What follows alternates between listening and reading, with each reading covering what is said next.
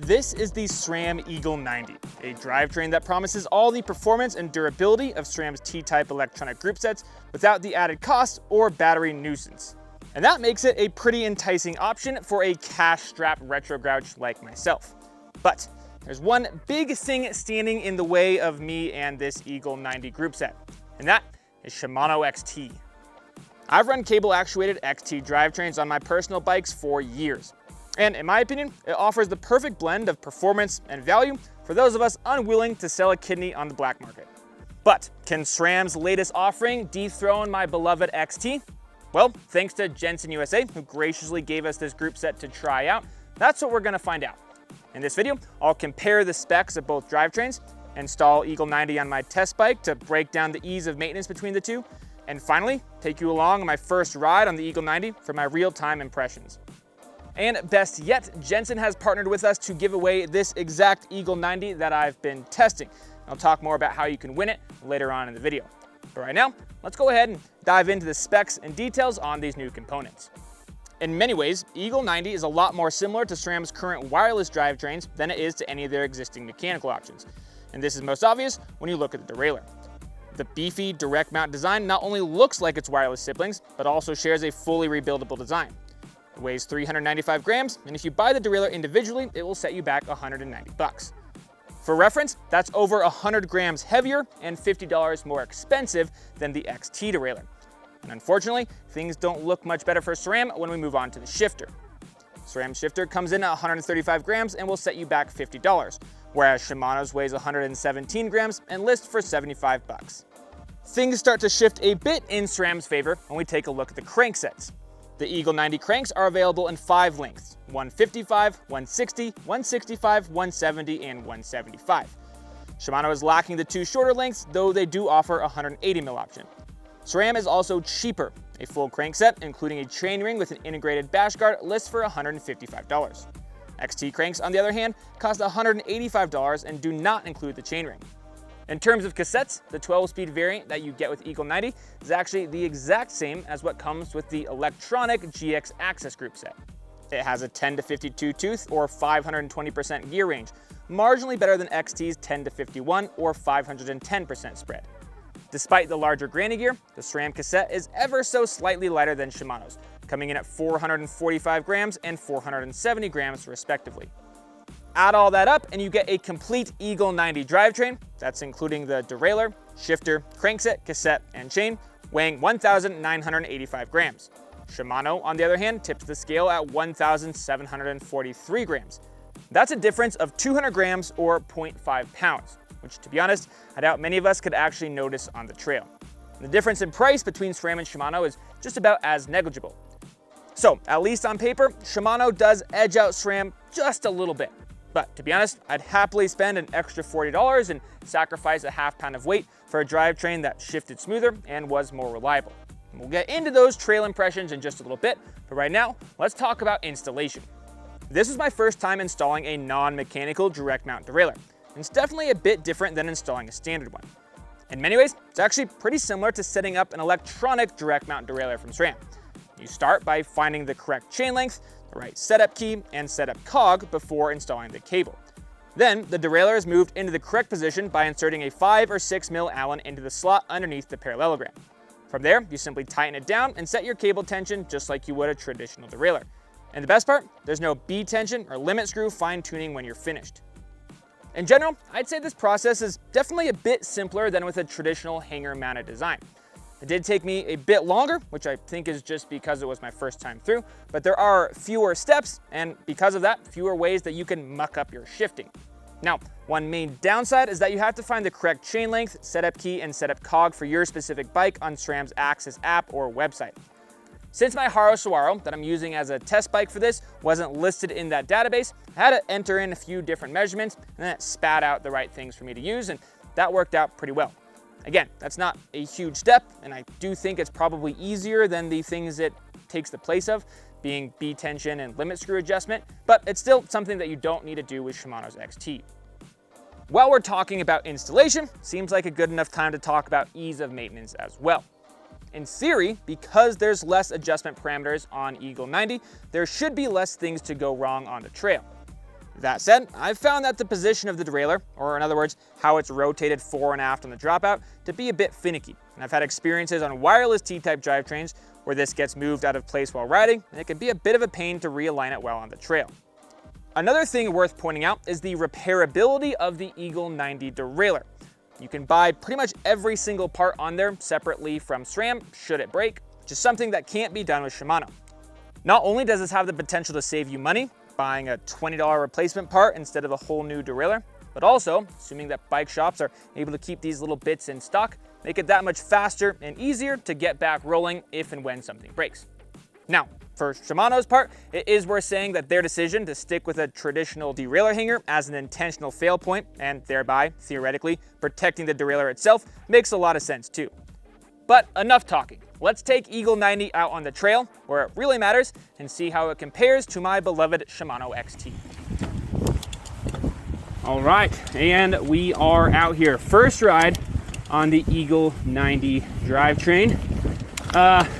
Should go without saying that this is a first ride review, not a long-term review. This is my only ride I've done on it as of right now, and it's probably the only one I'm going to be doing, period, because like I said at the beginning of the video, we are giving this drivetrain away over on the 99 Spokes and Jensen USA Instagram page. That contest goes up today. When you're watching this, if you watch the day, it goes up July 4th, and it will last for a week until July 11th. Real quick, because I'm kind of getting the initial feel of this, trail I'm riding on today is called Thunder. It's a nice little loop. A few technical bits on the climb, but not much, but it is a climb. And then a nice, fun, fast, techy descent. So, should be a good way to, put it through its paces, see how well it shifts, but then also I'm interested to see how, maybe not chain retention, but at least chain noise and drivetrain noise is on the way back down as well. Speaking of drivetrain noise, my test bike today is a Haro Sawaro 2 hardtail. I like doing drivetrain tests on hardtails. I feel like they are especially harsh on drivetrains. You don't have the suspension to kind of help dampen the blow. So the derailleur really has to take all of that impact itself. Specifically talking about descending and how well the clutch works, etc. And this bike in particular has some of the worst chain protection outside of just not having any chain protection. It has a hard plastic chainstay protector that's essentially useless. So we'll know right away how it does with chain slap and chain noise. But now that we got all that out of the way, let's move on and talk about the reason that you're all here, which is to talk about Eagle 90. And let's start at the top, literally the top, talk about the shifter. I loved the SRAM GX shifter. Like I said already, big XT guy. Well, for starters with XT, I love the double upshift, as well as the ability to pull an upshift. Obviously, SRAM's never had either of those, so, we didn't necessarily expect that, but there's a thing. I said it, okay. I'll probably talk about it more in a little bit. I'm on a tangent. What I was going to say is that I loved the GX shifter. It had a really solid feel to it. The shifting sensation was really positive and crisp. The levers felt good. This does not. This feels like Dior or NX. You can just hear that sound. Very plasticky. I don't know if you can hear that sound. Very plasticky. Yeah, kind of disappointing. I sort of expected Eagle 90 to be a step up from GX, but it doesn't feel that way, at least when it comes to the shift lever itself. And then again, like I mentioned earlier, you do get 2 shifts down with one throw of this front lever, but only 1 shift up with the back lever. All right, let's move backwards on the bike here. Not much to say about the chain and the crankset, though I do like the integrated bash guard on the crankset. I think the polished steel chainring looks sick. I think that bash guard is a nice touch, especially as bottom brackets are getting lower and lower. I know I high center and bottom out quite often these days, so I think that'll be useful for a lot of people, but they are removable if you want to take them off.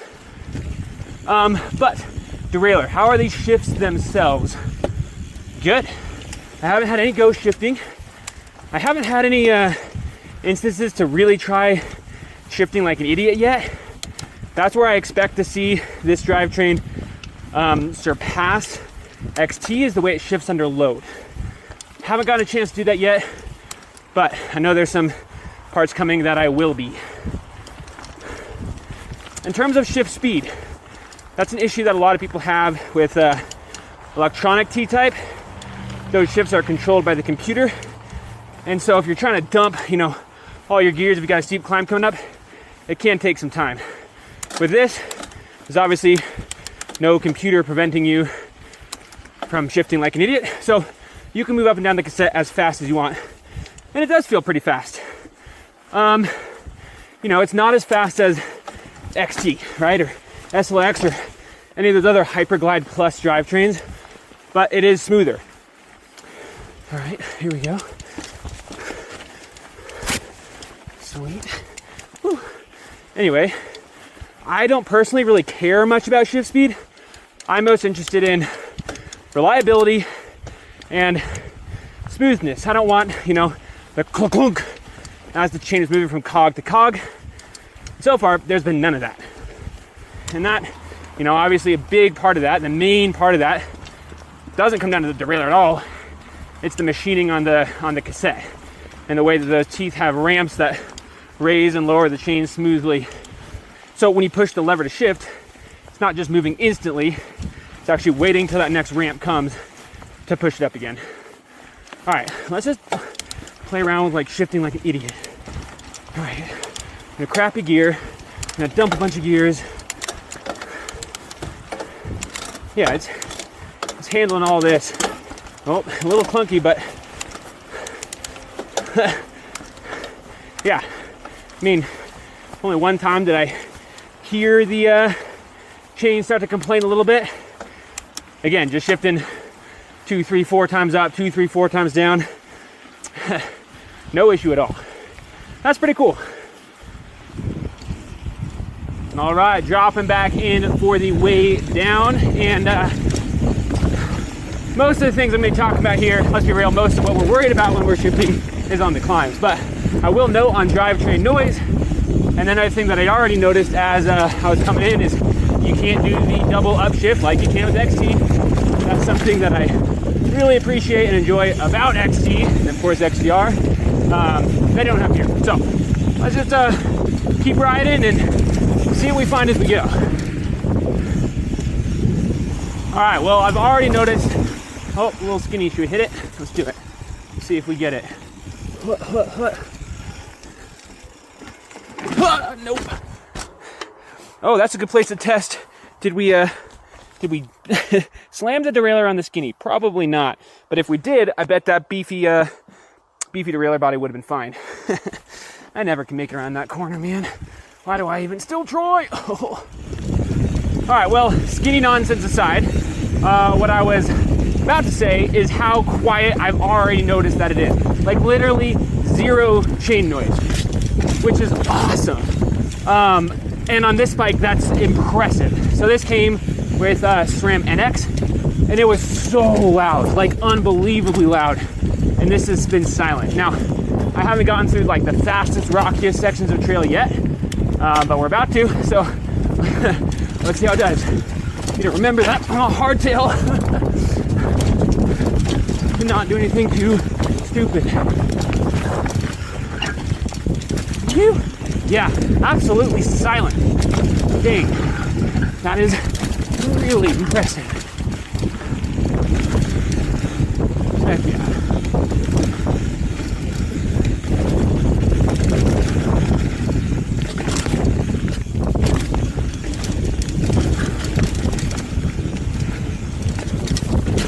All right, we'll hook to flat. Silent, guys. Oh, forgot about that. Oh, I think I might have utilized the bash guard right there. Thank you very much. And I don't really have much else to talk about on the descents. Obviously, most of the shifting quality where I touch on the climbs, I've already confirmed that this thing is impressively quiet. So I think I'm just gonna hustle my butt down to the bottom of the trail, and then I'll try to put my thoughts together and do a little bit of a recap on my thoughts on Eagle 90, how it compares to Shimano XT. All right, time for a little recap. By far my biggest takeaway from that, I don't know, 7 or 8 mile ride that I just did is how quiet this thing is. The NX drivetrain that came on this bike was obnoxiously loud. This was silent, and that was really impressive. The other thing that impressed me was how smooth the shifting was. There weren't a ton of places on this trail where, you know, you had to dump gears real quick as you're kind of going up and down, but I did fiddle with it a little bit and just have fun, you know, throwing 3 or 4 gears down, 3 or 4 gears up while pedaling hard, and the cassette and the derailleur took it all in stride. Again, I was very impressed by that. Another thing that I don't particularly care about, but I know has been a bit of a hot topic with the Eagle Axis transmission drivetrains, is shifting speed. This is definitely faster than any of those Axis T-type group sets. It's not as fast as, say, you know, Hyperglide Plus, what you'll find on Shimano Dior, 12-speed Dior and up, but it's quicker than the transmission. And I think it should be quick enough for really anybody. Lastly, let's touch on durability. Now, I just rode this one time. I had no ghost shifting. The shifting was smooth and flawless the entire time, but that doesn't really allow me to test things like chain wear, cassette wear, or the durability of the derailleur. So that's one thing I'm not really gonna be talking to in this video, but like I talked about earlier, the repairability of the derailleur body, as well as its, I know this is subjective, but its beefy looks, doesn't really make me too concerned about durability. Let's talk about some of the negatives that I do care more about. And honestly, most of them are right here on, on the shift lever.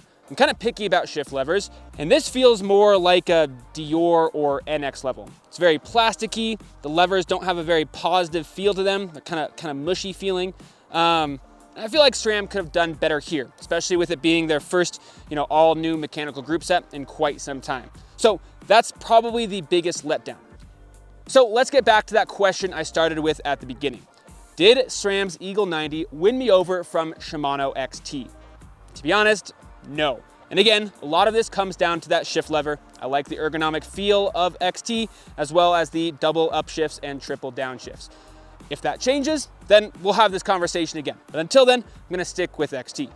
Now, that's not to say that Eagle 90 isn't a phenomenal option. And if I got a bike that it came spec'd on, I would have 0 complaints. In fact, I think there's probably some people who would prefer Eagle 90 over XT. So if you're the type of rider who maybe doesn't use the most finesse while changing gears, you like to just dump a lot of gears at once and not really worry about backing off your pedaling, then it's gonna be a really good option. Or if you're someone who gets really annoyed by any kind of drivetrain noise, then you'll like this too. If that sounds like something you're interested in, then you're in luck. Because we at 99 Spokes, as well as Jensen USA, are partnering together to give away this exact Eagle 90 drivetrain that I've been testing. To win, just go over to the 99 Spokes Instagram page, check out the reel that we posted there today, July 4th.